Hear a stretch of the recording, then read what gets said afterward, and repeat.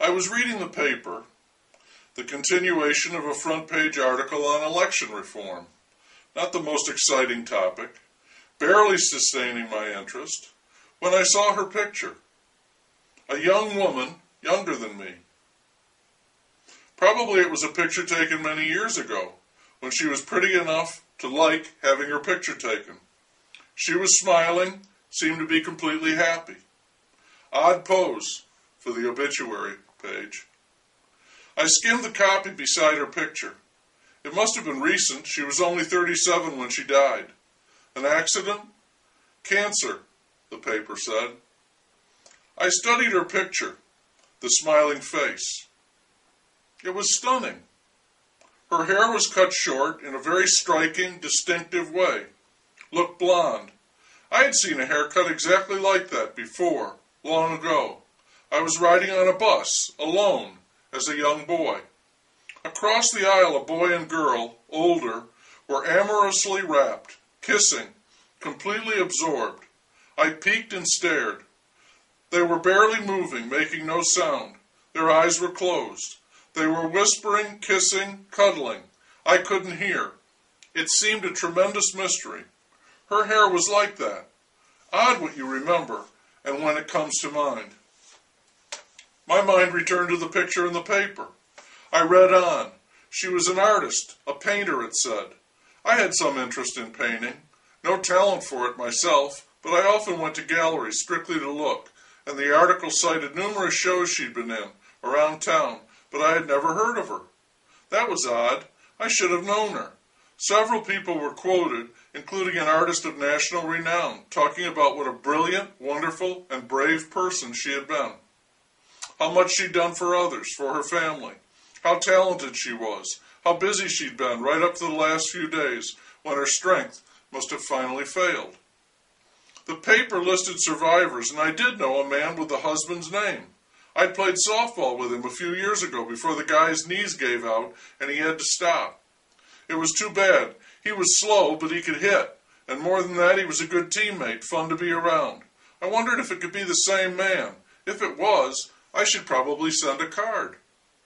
I remembered a party, a dance under the stars, a 50s revival sock hop kind of thing. This man had come over to our table. He'd had a bit too much to drink, but it was a cheerful intoxication. He was having a good time, dancing to the music he'd danced to as a kid, and in an over-loud voice, he introduced his wife. "Here, honey," he'd said, putting his arm around me. "You got to meet this guy. He's the second best left fielder on our team." Blushing at the compliment, I'd stood and taken her hand for a moment, but now I couldn't put her face to that picture. I hadn't really noticed her. I was too busy thanking her husband for that introduction. Could it have been her? Could we have met? I was staring at her picture. Had we met? What had she been like? The article said she was always full of energy, vivacious, on the go. I turned the page. At work, the next day I stopped another man who used to play on that softball team and said I'd read in the paper where a woman had passed away. Could that be Eddie's wife? "Yes, that's right," he said. "It's too bad, a real shame. She was diagnosed 7 months ago, and it took her quickly. She was a wonderful person. They've got 2 kids. "I didn't know her," I said, "but I'll send a card. For Eddie." I did send a card to a man I barely knew for a woman I'd scarcely met. I wondered what it must be like for him now that she was gone. I found myself thinking about her, seeing that picture of her smiling face, wondering what her paintings looked like. For some unaccountable reason, I couldn't get her out of my mind. It was almost like I was infatuated with her, and I felt bad about that. But then I thought, don't be silly. She's dead. A few days later, after the children were in bed, my wife was in our bedroom. She was sitting at a desk doing some kind of paperwork. I came up behind her, put my arm around her waist, and gave her a kiss on the cheek. "Oh," she said, "why are you being so nice?" "No reason," I said. "I can give you a kiss, can't I?" She laughed. "Is it because our anniversary is next week?" "No," I said, "it's not. I just gave you a kiss, that's all. There doesn't have to be a reason, does there?" "No," she said. Our anniversary.